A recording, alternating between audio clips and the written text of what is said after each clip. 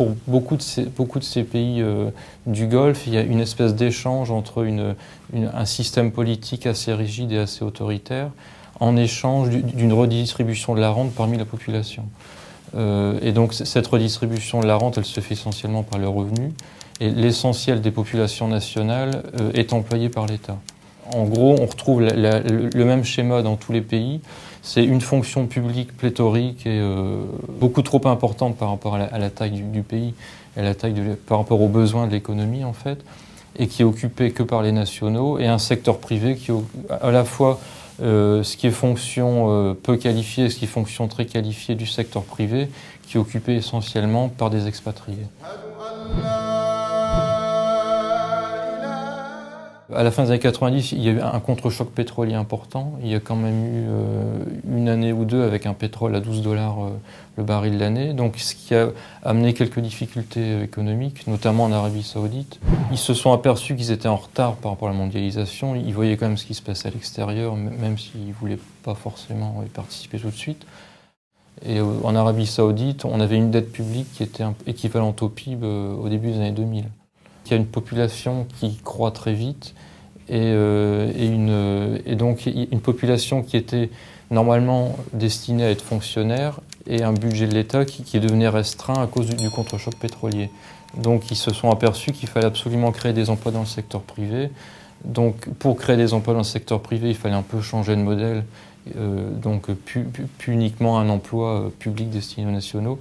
Donc il fallait un développement du secteur privé, des investissements privés, et donc ça passait par des réformes et l'ouverture aux capitaux étrangers, étant donné qu'ils avaient assez peu d'expertise dans un certain nombre de domaines économiques. C'est ce qu'ils ont mis en place depuis le début des années 2000 en termes de diversification de l'économie, qui pour l'instant n'est pas encore très avancée en dehors des économies de Dubaï, un peu Bahreïn. C'est aussi un élément pour diversifier ces économies en dehors d'une dépendance quasi exclusive à l'énergie.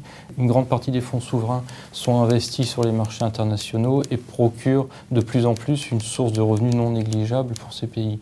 Par exemple, pour des pays comme le Qatar ou pour le Koweït, l'immense majorité des revenus publics dépend du pétrole, mais une part de plus en plus croissante des revenus publics provient aussi de ces fonds souverains.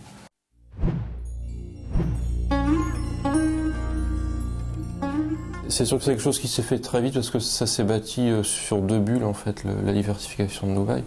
Il y a une bulle de crédit qui était facilitée parce qu'il y avait un crédit bon marché à cette époque-là, donc à partir de 2003-2004.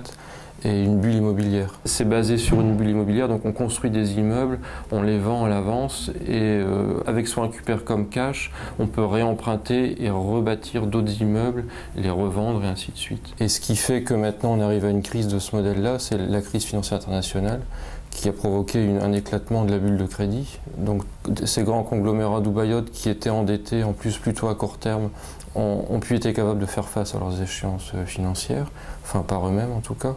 Et en même temps, il y a eu un éclatement de la bulle immobilière à Dubaï, donc avec une baisse des prix de l'immobilier entre 40 et 50% à peu près sur Dubaï. Je ne crois pas que l'économie pétrolière touche à sa fin, puisqu'on n'est pas à la veille de la disparition du pétrole.